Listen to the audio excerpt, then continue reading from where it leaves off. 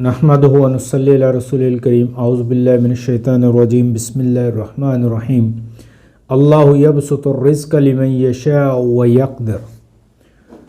Dear students, सामीन व सामियात, अस्सलामु अलैकुम व रहमतुल्लाहि व बरकातुहू।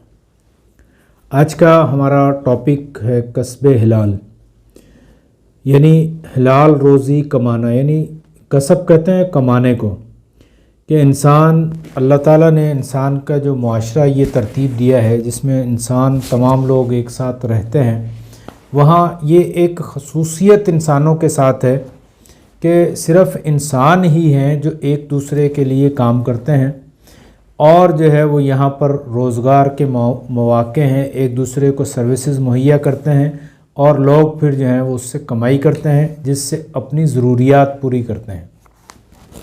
ये सिलसिला सिर्फ़ अल्लाह ताला ने इंसानों के साथ मखसूस रखा है। बाकी तमाम मखलूक़ात को आप देखें, जानवरों को देखें, नबातात को देखें, जिन्नों को देख लें, फ़रिश्तों को देख लें, या और जितनी भी मखलूक़ात हैं, आबी हों या बर्री हों या हवाई हों, लेकिन उनमें किसी में ये खसूसियत नहीं है, वो ये काम नहीं करती कि वो कस्बे यानी रोज़गार कर रही हो, काम कर रही हो, एक दूसरे के लिए काम हो और वहाँ पर जो है वो कोई मालियाती निज़ाम भी हो, ऐसा कुछ नहीं है। ये सारी चीज़ें सिर्फ़ और सिर्फ इंसान के साथ हैं। और यहाँ सवाल ये है कि ये इंसान ये सारी चीज़ें क्यों करता है। तो इंसानों में और जानवरों में ये एक बड़ा मेन फ़र्क ये भी है कि इंसान जो है वो दूसरों को सर्विसेज मुहैया करता है, उससे अपनी इनकम, अपनी कमाई होती है, उसको बदले में कुछ उजरत मिलती है और उस उजरत से वो अपनी ज़रूरियात पूरी करता है। तो ये सारा सिलसिला क्यों है, इसकी जो एक वजह जो मेरी समझ में आती है वो ये कि अल्लाह ताला ने इंसान को अशरफुल मखलूक़ात बनाया। ये अशरफुल मखलूक़ात होने की वजह से रोज़ बरोज़ तरक्की करती है, यानी इंसानी ज़िंदगी में एक इर्तिका है, इंसानी ज़िंदगी में एक नशोनुमा है, इंसानी ज़िंदगी में एक बढ़ोतरी है, वो आगे बढ़ना चाहता है, तरक्की करना चाहता है।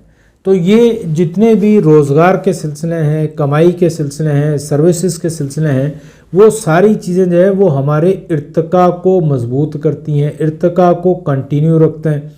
हमारे प्रोग्रेसिव माइंड जो है, इंसान जो वाहिद मखलूक है जो प्रोग्रेसिव है, तो इसकी प्रोग्रेस को कंटिन्यू रखने के लिए एक ऑटो सिस्टम अल्लाह ताला ने ये करार दे दिया, बना दिया कि इंसान दूसरों के लिए अपनी खिदमात दे, दूसरे जो हैं वो अपनी सहूलत के लिए लोगों की खिदमात हासिल करें, उस खिदमात के बदले में उनको वो कुछ ना कुछ दे, उजरत दे, कुछ बदले में कोई अनाज या जो भी चीज़ें जो वक्त के हवाले से चेंज होती रहती हैं, लेकिन वो सर्विसेज के बदले में उन्हें दे और इस तरह से एक मुआशरा जो है वो परवान चढ़े, वो तरक्की करता रहे। तो इसी का नतीजा ये है कि आप देखें कि इंसान ने आज कितनी तरक्की कर ली। उसके मुकाबले में जानवरों को देखें तो करोड़ा सालों से चिड़िया का घोंसला वैसा ही है, शेर की कचार वैसे ही है, सांप की बिल उसी तरह की है। जबकि उसके मुकाबले में इंसान को देखें तो इंसान एक कमज़ोर और नातवा है। अगर शेर चाहे तो इंसान को लम्हों में ख़त्म कर देता है, सांप का एक डस इंसान को जो है वो मिनटों में मार देता है, मगरमच्छ पूरे इंसान को पूरा जो है वो निगल लेता है, हाथी एक सूंड घुमाए तो इंसान जो है वो कहीं दूर जाकर गिरेगा। लेकिन आप देखें कि सबसे ज़्यादा तरक्की इंसान ने की है। इंसान के जो है वो रिहाइश देखें, इंसान की बोध नुमाइश देखें, इंसान का रहना सहना, कपड़े, उसके इस्तेमाल की चीज़ें देखें कि रोज़ पर रोज़ उसके अंदर जो है वो चेंजिंग आती चली जा रही है, आगे बढ़ता चला जा रहा है।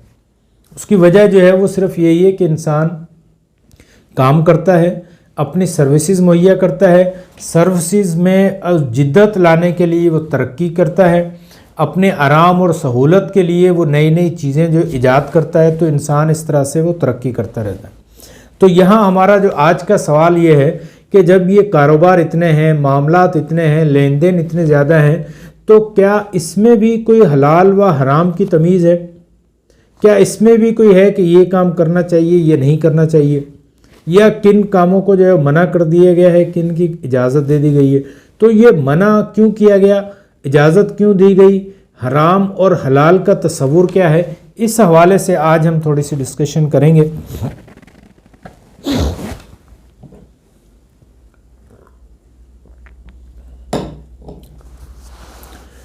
تو کچھ قرآنی آیات کو ہم دیکھیں تو پھر ہم آگے چلتے ہیں۔ کسب حلال کے حوالے سے اللہ تعالیٰ قرآن میں مختلف جگہوں پر جو ہے وہ اللہ تعالیٰ فرماتے ہیں یا ایھا الرسل کلوا من طیبات واعملوا صالحا، سورہ مومنون کے آیت نمبر 51 کہ اے نبی، نبیوں کا ذکر کر کے نبیوں کو خطاب کر کے کہا گیا ہے کہ رسولو کھاؤ پاک صاف ستھری چیزیں اور بھلے کام کرو، یعنی پاک اور صاف چیزیں کھانے کی بات کی گئی ہے۔ کلوا من الطیبات، طیبات مطلب کہ جو پاک چیزیں ہیں۔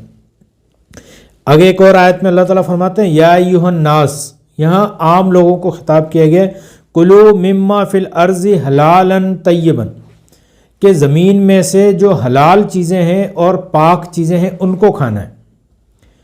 اور پھر آگے جو ہے وہ خطاب کیا گیا کہ یا ایھا الذین آمنوا کلوا من طیبات ما رزقناکم، سورہ بقرہ آیت نمبر 172، اے ایمان والو کھاؤ پاکیزہ چیزیں جو روزی دی ہے ہم نے تم کو، یعنی پہلے نبیوں کو ذکر کر کے ان کو یہ حکم دیا گیا کہ تم نے پاک چیزیں کھانی ہے۔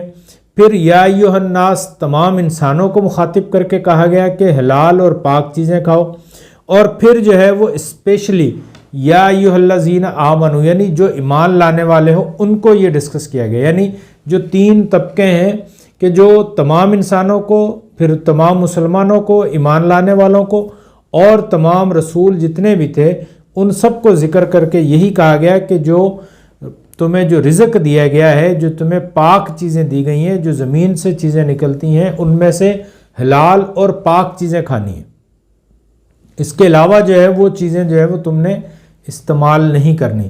تو اب سوال یہ ہے کہ حلال اور پاک چیزیں کون سی ہیں، حرام چیزیں کون سی ہیں؟ تو آئیے تھوڑی سی اس پر ہم ڈسکشن کرتے ہیں کہ حلال چیزیں، حلال اور حرام کا مطلب کیا ہے، اس پر ہم ایک الگ سے پوری ڈسکشن کریں گے۔ تو حلال کا مطلب یہ ہے کہ جن کی اجازت دی گئی، حرام کا مطلب یہ ہے کہ جن سے منع کر دیا گیا۔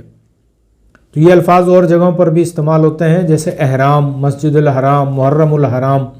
تو حرام کیوں کہا گیا اور حلال کیوں کہا گیا، یعنی جن کی اجازت دی گئی کیوں اجازت دی گئی، اور جن سے منع کیا گیا کیوں منع کیا گیا۔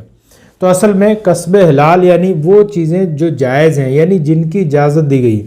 تو یہ اجازت اور منع، ڈوز اینڈ ڈونٹس کی جو فگر ہے، جو انسٹرکشن ہے، وہ اس لیے دی گئی کہ جو ڈونٹس ہیں وہ ہمارے لیے، انسان کے لیے نقصان دہ ہیں، اور جو ڈوز ہیں وہ انسان کے لیے فائدہ مند ہیں۔ اللہ تعالیٰ قرآن میں بارہا یہ فرماتے ہیں، نبی صلی اللہ علیہ وسلم کے فرمان سے یہ بالکل واضح ہو جاتا ہے کہ اللہ تعالیٰ یہ چاہتے ہیں کہ انسان اچھی زندگی گزارے، سلامتی والی زندگی گزارے، امن والی زندگی گزارے، پرسکون زندگی گزارے، پر لطف زندگی گزارے، یعنی زندگی میں انجوائے کرے۔ اللہ تعالیٰ نے دنیا میں انسانوں کو بھیجا ہے انجوائے کرنے کے لیے، ایک صحت مند زندگی گزارنے کے لیے، ایک اچھا معاشرہ ترتیب دینے کے لیے۔ اب یہ ساری چیزیں کیسے میسر ہوں گی؟ وہ اسی صورت میں میسر ہوں گی کہ جب ہم کچھ rules and regulations, do's and don'ts کو فالو کریں گے تو پھر ہماری زندگی اچھی گزرے گی۔ یعنی آپ دیکھیں کہ آپ کسی جگہ پر گھومنے کے لیے جاتے ہیں، تھوڑی دیر کے لیے وہاں اسٹے کرتے ہیں، ایک دن کے لیے یا دن کے کچھ حصے کے لیے، لیکن وہاں پر کچھ انسٹرکشنز لکھی ہوتی ہیں کہ یہ واکنگ ٹریک ہے، یہ پلے ایریا ہے، یہاں پر ریسٹ ایریا ہے، یہاں پر آپ نے گند نہیں ڈالنا ہے، یہاں پر کوئی کچرا نہیں پھینکنا ہے، ریپرس نہیں پھینکنے، یہاں پر جو ہے وہ سیاسی گفتگو سے پرہیز کرنا ہے، یہاں پر آپ نے کرکٹ فٹ بال نہیں کھیلنی ہے۔ تو یہ ساری انسٹرکشنز کیوں دی جاتی ہیں؟ تاکہ آپ وہاں پر اچھی طرح سے تفریح کر سکیں۔ جیسے آپ ندی کے کنارے کہیں جاتے ہیں تو وہاں لکھا ہوا ہے کہ جی یہاں سوئمنگ کرنا منع ہے، یہاں پر بوٹنگ نہیں کر سکتے۔ تو یہ ساری چیزیں اس لیے دی جاتی ہیں کہ کہیں پر کوئی نقصان نہ ہو۔ اسی طرح سے اللہ تعالیٰ نے دنیا میں زندگی گزارنے کے لیے ہمیں یہ ہدایات دی ہیں کہ جب تم کام کرو گے، کاروبار کرو گے، سروسز مہیا کرو گے، روزگار کرو گے، تو پھر کیا کرنا ہے؟ پھر آپ نے کچھ ایسے کاروبار ہیں، کچھ ایسے طریقے ہیں جن سے نقصان ہوگا، جن سے امن میں جو ہے وہ خلل پیدا ہوگا، جن میں لوگوں کو نقصان ہوگا، تو وہ کام نہیں کرنے۔ اب وہ کام کون سے ہیں؟ مثلاً چوری نہیں کرنی ہے، بھی چوری بھی تو جو بندہ کر رہا ہے وہ کہیں سے مال لے کر آ رہا ہے اور پھر اس کو کھا رہا ہے، لیکن دیکھیں کہ اس کام سے لوگوں کو کتنا فائدہ ہو رہا ہے، کتنا نقصان ہو رہا ہے۔ اب وہ جو چوری کر رہے ہیں وہ کسی کا نقصان ہو رہا ہے، کسی کو دھوکہ دیا، ناجائز منافع خوری کی، کم ناپ تول کی، دودھ میں پانی ملا دیا، ملاوٹ کر دی، تو یہ ساری چیزیں کرنے سے کیا ہے کہ معاشرے میں نقصان پیدا ہوتا ہے، معاشرے میں خلل پیدا ہوتا ہے، لوگوں کو نقصان ہوتا ہے، تکلیف ہوتی ہے۔ تو اللہ تعالیٰ کا جو یہ میسج ہے کہ سلامتی، تو سلامتی اسی صورت میں آئے گی کہ جب ہمارے اعمال سے کسی دوسرے کو نقصان نہ ہو، چاہے وہ کسی بھی طریقے سے ہو۔ اللہ تعالیٰ فرماتے ہیں سورہ بقرہ میں وَلَا تَأْكُلُوا أَمْوَالَكُمْ بِالْبَاطِلِ، یعنی باطل طریقے سے ایک دوسرے کا مال نہ کھاؤ۔ اب باطل طریقے سے مال کھانا کیا مطلب یہ کہ غلط طریقے سے، یعنی رشوت لے کے مال نہیں کھاؤ، کسی سے جھوٹ بول کے مال نہیں کھاؤ، حرام پائی کر کے مال نہیں کھاؤ، ملاوٹ کر کے کسی سے پیسے لے لیے، کسی سے جو ہے وہ دھوکہ دے دیا، ہم نے مزدوری کی اور مزدوری میں جو ہے وہ ہم نے اپنی مزدوری پوری لے لی، ہم نے کام پورا نہیں کیا، ایمانداری سے کام نہیں کیا، تو یہ کیا ہے کہ باطل طریقے سے مال کھانا ہے۔ تو باطل طریقے سے مال کھائیں گے تو وہ کیا ہو جاتا ہے؟ حرام ہو جاتا ہے، اور اس کی دنیا میں بھی ہمیں اس کے سائیڈ ایفیکٹس محسوس ہو جاتے ہیں، اور آخرت میں بھی جو ہے وہ سائیڈ ایفیکٹس اس کے یعنی نقصانات، یعنی کہ جہنم جو ہے سزا جو ہے وہ پھر ہمیں اس کی ملتی ہے۔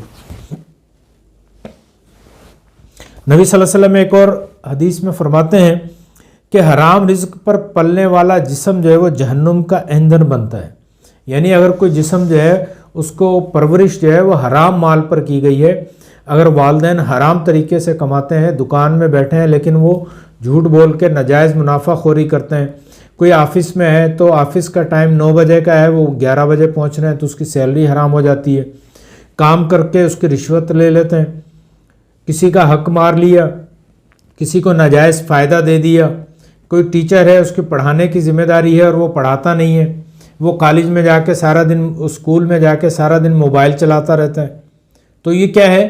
وہاں پر سیاست کر لی، ٹی وی دیکھ لی، خبریں دیکھ لیں، تو یہ ساری چیزیں کیا ہیں کہ یہ ہماری روزی کو حرام کر دیتی ہیں۔ ٹائم سے پہلے وہاں سے بھاگ آنا، جو ٹائم ہمیں جس کی ہم سیلری لے رہے ہیں اس ٹائم کے بجائے وہاں پر ٹائم دینے کے بجائے ہم ٹائم کہیں اور دے رہے ہوں، تو یہ ساری چیزیں کیا ہوں گی کہ یہ ہمیں ہمارے جسم کو حرام مال پر جو ہے وہ پالیں گی، تو پھر ایسے جسم جو ہے وہ صرف جہنم کی ایندھن بنتا ہے۔ ایسے جسم کے ساتھ کی گئی عبادات بھی قبول نہیں ہوتی۔ اگر کوئی اس طرح سے حرام کمائی کر کے حرام کا جسم جو ہے وہ حرام کے مال پر پلا ہے، وہ حج کے لیے جاتا ہے، عمرے کے لیے جاتا ہے، تو وہ عبادات بھی اس کی قبول نہیں ہوتی۔ تو اس لیے ہمیں حلال مال کی طرف توجہ دینی چاہیے۔ اگر محنت کی فضیلت کے حوالے سے دیکھیں تو نبی صلی اللہ علیہ وسلم فرماتے ہیں، صحیح بخاری کی روایت ہے، زبیر بن عوام رضی اللہ تعالیٰ عنہ جو ہے وہ کہتے ہیں کہ نبی صلی اللہ علیہ وسلم فرمایا، کوئی اپنی رسی لے کر پہاڑ پر چلا جائے اور لکڑی کا ایک گٹھا اپنی پیٹھ پر لاد کر لائے، اس کو بیچ کر اس کی وجہ سے بقدر ضرورت جو ہے وہ اس میں سے کمائے اور اس میں سے پھر وہ اللہ کی راہ میں بھی دے دے، تو یہ اس سے بہت بہتر ہے جو لوگوں سے مانگتا پھرے۔ اب لوگ اس کو دیں یا نہ دیں، یعنی اپنے اتنی محنت کرنا کہ پہاڑ پر جائے، وہاں سے لکڑیاں لا کر اور اس کو بیچ دیں، یہ مانگنے سے بہت بہتر ہے۔ یعنی محنت کرنا جو ہے وہ پسندیدہ عمل ہے، اور محنت کرنے والے جو ہیں اللہ تعالیٰ ان کو اپنا دوست بھی رکھتا ہے۔ اور جتنے بھی پیغمبر گزرے ہیں، انبیاء اکرام گزرے ہیں، وہ سارے محنت کرنے والے تھے۔ ہم دیکھتے ہیں کہ داؤد علیہ السلام بھی اپنے ہاتھ سے کام کرتے تھے، عیسیٰ علیہ السلام جو ہے وہ کارپینٹر تھے، بڑھئی کا کام کرتے تھے، نبی صلی اللہ علیہ وسلم خود جو ہے وہ پہلے بکریاں چراتے تھے، اس کے بعد جو ہے وہ انہوں نے تجارت میں کام کیا۔ تو جتنے بھی انبیاء اکرام تھے وہ سارے جو ہے وہ کام کرتے تھے۔ زکریا علیہ السلام بھی جو ہے وہ بڑھئی کا کام کرتے تھے، صحیح مسلم کی روایت ہے، نبی صلی اللہ علیہ وسلم فرماتے ہیں۔ اس کے بعد جو بہترین کھانا ہے جو کسی نے کھایا ہو تو وہ مقدام رضی اللہ تعالیٰ عنہ کہتے ہیں کہ نبی صلی اللہ علیہ وسلم نے فرمایا کہ کسی نے اس سے بہتر کھانا کبھی نہیں کھایا کہ آدمی اپنے ہاتھ کی محنت کا کھائے، بے شک اللہ تعالیٰ کے نبی داؤد علیہ السلام اپنے ہاتھ سے کماتے تھے. تو یہ کمائی جب کرنے لگیں تو وہاں پر ہمیں حلال و حرام کی تمیز کرنی ہوتی ہے. وہاں یہ ہم نے دیکھنا ہے کہ ہمارا کاروبار حلال ہے یا ہماری جو محنت ہے، جو کام ہے، وہ ایسے تو نہیں کہ ہم حرام کام کر رہے ہیں. جیسے پہلے ہم نے آیت پڑھی سورہ بقرہ میں، اللہ تعالیٰ فرماتے ہیں کہ لوگوں جو چیزیں زمین میں موجود ہیں ان میں سے حلال اور پاکیزہ چیزیں جو ہیں وہ کھائیں. اب حلال پیشے کون سے ہیں اور حرام پیشے کون سے ہیں، ذرا اس پر تھوڑی سی توجہ کریں تو اس کا ایک بنیادی اصول ہے. ویسے ہم گنتی کرنے لگیں تو بہت سارے جو ہے وہ ایسے پیشے ہیں جو جائز ہیں یا بہت سارے پیشے ہیں جو حرام ہیں، لیکن اس کو اگر آپ ایک اصول دیکھ لیں تو وہ اصول یہ ہے کہ وہ پیشہ، وہ کام جو کسی کے لیے نقصان دہ ہے، جو سوسائٹی کے لیے نقصان دہ ہے، جو لوگوں کے لیے نقصان دہ ہے، جس میں آپ غلط طریقے سے جو ہے وہ ہم کمائی کر رہے ہیں تو وہ جو ہے وہ ناجائز ہیں. مثلاً ڈاکٹری پیشہ جو ہے وہ بہترین ہے، آپ لوگوں کی خدمت کر رہے ہیں، کام کر رہے ہیں، لوگوں کو سروسز دے رہے ہیں، ان کو علاج کر رہے ہیں، بہترین چیز ہے. لیکن اگر ہم نے کسی کمپنی سے، میڈیسن کی کمپنی سے ساز باز کر لی اور اس کی دوائیاں لکھ کے دینا شروع کر دیں، جان بوجھ کے، کسی کی ضرورت نہیں ہے پھر بھی ہم نے لکھ دی، یا کسی لیبارٹری سے سیٹنگ کر لی اور وہاں پر لوگوں کو بلا ضرورت جو ہے وہ ٹیسٹ لکھے اور وہاں سے کمیشن لینے شروع کر دی، کسی میڈیکل اسٹور والے کی طرف ریفر کرنا شروع کر دیا کہ یہ جو ہے دکان جو ہے وہیں سے جو ہے گلاس بنوا کر لے کر آئیں، چشمہ وہیں سے بنوائیں، تو یہ کیا ہوگا کہ یہ ذرہ برابر بھی جو کمائی ہوگی وہ ہماری کمائی کو حرام قرار دے دے گی. نوکریوں پر ہم نے پہلے بات کی، اسی طرح سے کاروبار کو دیکھ لیں. اچھا خاصا دودھ کا کام ہے لیکن ہم نے اس میں پانی ملانا شروع کر دیا، پانی کے بعد اس کے اندر کیمیکل کا دودھ بیچنا شروع کر دیا اور جو ہے وہ ناجائز منافع خوری کرنا شروع کر دی. سستے داموں میں مال خرید کے اسٹاک کر لیا کہ جب مہنگا ہوگا تو بڑھا کر بیچیں گے. تو یہ ساری چیزیں کیا ہیں کہ جائز کام کو بھی حرام قرار دے دیں. اس کے بعد کچھ اور چیزیں جیسے منشیات ہیں، سگریٹ بیچنا، مین پوڑی بیچنا، 2100 بیچنا، یہ ساری چیزیں کیا ہیں، گٹکے کو بیچنا. ایک تو قانوناً بھی جرم ہے اور اسلامی قوانین کے مطابق بھی یہ جرم ہے. کیبینیں کھول لی اور وہاں پر مین پوڑی بک رہی ہے، گٹکے بنا رہے ہیں وہ بیچ رہے ہیں، سگریٹ بنا رہے ہیں وہ بیچ رہے ہیں، جبکہ قانونی طور پر بھی شراب کا کام کرنے والے، شراب بیچنے والے، بنانے والے، شراب کو خرید کر کسی کو دینے والے، ان سب پر جو ہے وہ اللہ تعالیٰ نے لعنت قرار دی. لیکن ہم لوگ جو ہے وہ یہی کام کر رہے ہوتے ہیں. تو اصل کیا ہے کہ ہماری جو مین پیچھے جو وہ خود غرضی ہے، جو ہماری نظریہ ہے وہ یہ بن گیا ہے کہ صرف پیسہ کما لیا جائے، بائے ہک بائے کروک، کسی بھی طریقے سے جو ہے وہ پیسہ کما لیا جائے. جبکہ ہونا کیا چاہیے کہ ہمیں سروسز مہیا کرنی ہے. نبی صلی اللہ علیہ وسلم کے دور میں نبی صلی اللہ علیہ وسلم کی جو تعلیمات ہیں، اسلامی تعلیمات ہیں، وہ ہمیں یہی سکھاتی ہیں کہ آپ لوگوں کی خدمت کریں. اگر یہی ہوٹلنگ کا کام ہے، اگر ہماری نیت صحیح ہو جائے تو اس ہوٹلنگ کے کام میں ہمیں ثواب ملنا شروع ہو جائے، دودھ کی دکان سے ہمیں ثواب مل جائے. یہ راجگیر جو مستری ہیں، ان سے معمار جو ہیں، یہ گھر کا کام کریں گے، ان کو ثواب بھی ملے گا اور مزدوری بھی ملے گی. نبی صلی اللہ علیہ وسلم کے دور میں ایک صحابی آتا ہے، اللہ کے نبی صلی اللہ علیہ وسلم کو کہتا ہے، اللہ کے نبی میں نے گھر بنایا ہے، آپ چلیں دیکھیں.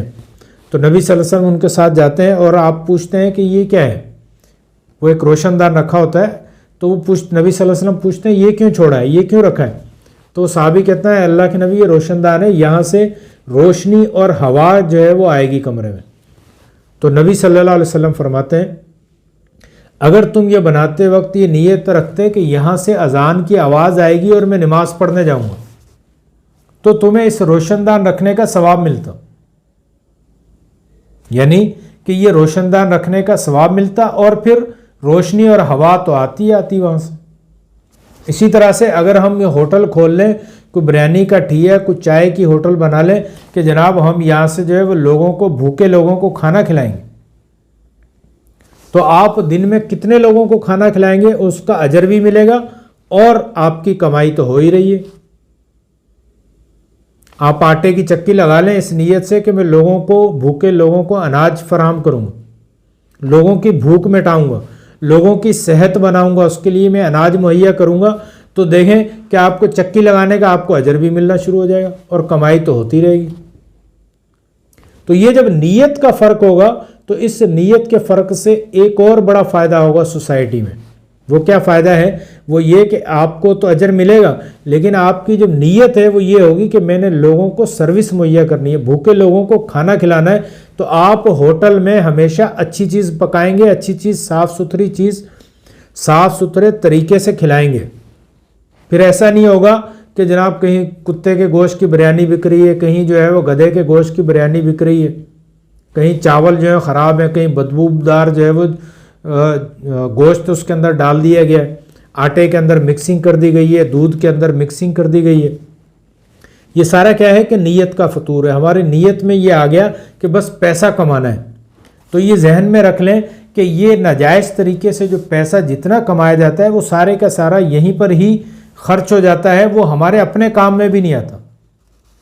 ایک گردش کی ایک میں مثال دیتا ہوں حرام کمائی سے، کہ اگر کوئی ایک دودھ والا ہے، اس نے جو ہے وہ کیمیکل سے دودھ بنایا، 100 روپے کا دودھ 5000 کا بیچ دیا. 10 کلو دودھ تھا، وہ پانی ڈال کے اس کو 1 من کر کے اس نے بیچ دیا. وہ جو 500 روپے اس نے کمانے تھے، اب اس نے 5000 روپے کما لیے. اب ہوگا کیا؟ وہ گھر جائے گا تو وہ اس کی بیگم بیمار، اس کو لے کے ہاسپٹل گئے تو وہ ڈاکٹر صاحب نے جو ہے وہ 10 ٹیسٹ لکھ کے دے دیے اور ساری دوائیاں لکھ کر دے دی. تو پتہ چلا کہ وہ غیر ضروری ٹیسٹ، غیر ضروری دوائیاں، اور نتیجہ کیا نکلا کہ وہ 5000 کمائے تھے، 10,000 روپے خرچ کر گھر پہ آ گئے. اب وہ ڈاکٹر صاحب نے کیا کیا کہ وہ لیبارٹری سے کمیشن لے لی، اسٹور سے کمیشن لے لی، کمپنی سے کمیشن لے کے جیب میں ڈالی. اٹھ کر جب گھر پہ جانے لگے تو گاڑی خراب ہو گئی. اب وہ گاڑی لے کر مکینک کے پاس پہنچے تو مکینک نے اس کو کھولا اور کہا جی اس میں تو یہ پرزہ نیا لگے گا، 5000 روپے کا بل بنے گا. وہ جتنی کمیشن لی تھی وہ ساری کے ساری وہ مکینک نے لے لی اور اسی پرزے کو دھو کے دوبارہ لگا دیا اور 5000 جیب میں ڈال لیے. تو یہ حرام کی جو کمائی ہے اس طرح سے وہ سرکل میں نکلتی چلی جاتی ہے. اب وہ مکینک نے مکان کی NOC لینے کے لیے 5000 روپے رشوت دے دی تو وہ وہیں کا وہیں رہ گیا. لیکن گناہ کا جو حرام پائی کا، جو جھوٹ کا، بے ایمانی کا جو گناہ تھا وہ اس کے اوپر آ گیا، لیکن پیسہ جو ہے اس سے ویسے ہی چلا گیا. تو یہ کام کرتے وقت ہمیں یہ سوچنا ہے کہ ہم کسب حلال یعنی حلال طریقے سے روزی کمائیں. ایسا نہ ہو کہ ہم جو ہے وہ حرام طریقے سے کمائیں اور پھر اس میں جو ہے وہ کوئی ہمیں نقصان بھی ہو، دنیاوی نقصان بھی ہو اور آخرت کا بھی نقصان ہو. اور ایک اور بڑا جو اس کا حلال روزی کا فائدہ یہ ہے کہ قبولیت جو ہے، دعا کی قبولیت ہوتی ہے حلال روزی کے ساتھ. اگر ہمارے جسم حرام روزی سے پلے بڑھے ہوئے ہیں تو پھر ہماری دعاؤں میں بھی اثر نہیں ہوگا. آج دیکھ لیں کہ ہم لوگ کتنے دنیا میں لوگ جو ہیں وہ جا کے کعبہ میں جاتے ہیں، وہاں جا کے دعائیں مانگتے ہیں. ہم یہاں پر ہر جمعے پہ، ہر نماز کے بعد دعائیں ہو رہی ہوتی ہیں، لیکن کوئی دعا قبول نہیں ہوتی. اس کی وجہ کیا ہے؟ اس کی ایک مین وجہ یہ بھی ہے کہ ہمارے یہ جسم پلے ہوئے ہیں حرام کمائی پر. ہماری نوکریاں، ہمارے کاروبار، ہماری سروسز، تمام چیزیں جو ہے وہ حرام چل رہی ہیں، حرام کمائی ہو رہی ہے، وہ ہم کھا رہے ہیں، پی رہے ہیں. وہ نتیجہ کیا ہے کہ ہماری دعائیں بھی قبول نہیں ہو رہی. نبی صلی اللہ علیہ وسلم فرماتے ہیں، ابو ہریرہ رضی اللہ تعالیٰ عنہ روایت کرتے ہیں، صحیح مسلم کی روایت ہے، کہ ایسے آدمی کا ذکر جو لمبی مسافت طے کر کے مقدس مقام پر آتا ہے، غبار سے اٹا ہوا ہے، گرد آلود ہے، اور اپنے دونوں ہاتھ آسمان کی طرف پھیلا کر کہتا ہے اے میرے رب، یعنی دعائیں مانگتا ہے، حالانکہ اس کا کھانا حرام ہے، اس کا پینا حرام ہے، اس کا لباس حرام ہے. تو ایسے شخص کی دعا کیوں کر قبول ہوگی؟ یعنی نبی صلی اللہ علیہ وسلم نے بھی اس کو کر دیا، بتا دیا کہ جس کا کھانا پینا، جس کا لباس حرام کا ہے تو اس کی دعائیں کیسے قبول ہوں گی. آج ہماری اکثر دعائیں جو قبول نہیں ہوتی، اس کی مین وجہ یہی ہے کہ ہمارے تمام کام جو ہے وہ حرام کے ہیں. ہمارے گھر پہ لائٹ چوری کی ہوتی ہے، چوری کی لائٹ سے موٹر چل رہی ہے، ٹینکی بھر رہی ہے، اسی لائٹ سے جو ہے وہ ہم نہا رہے ہیں، اسی سے کھانا بن رہا ہے، اسی پانی سے جو ہے وہ ہم کھانا بنا رہے ہیں، وہی کھانا کھا کے پھر ہم مسجد میں جا کر بڑی لمبی لمبی دعائیں کرتے ہیں. وہ ہمارا وضو بھی چوری کے پانی کا، لائٹ چوری کی، اسی کے اندر جو ہے بیٹھ کے ہم نے سارے کام کیے، کپڑے دھوئے، چوری کی لائٹ، چوری کا پانی، اور پھر وضو کر کے جو ہے وہ جا کے مسجد میں بیٹھے، کھانا بھی ہمارے اندر حرام کا تھا. تو دعائیں کیا قبول ہوں گی؟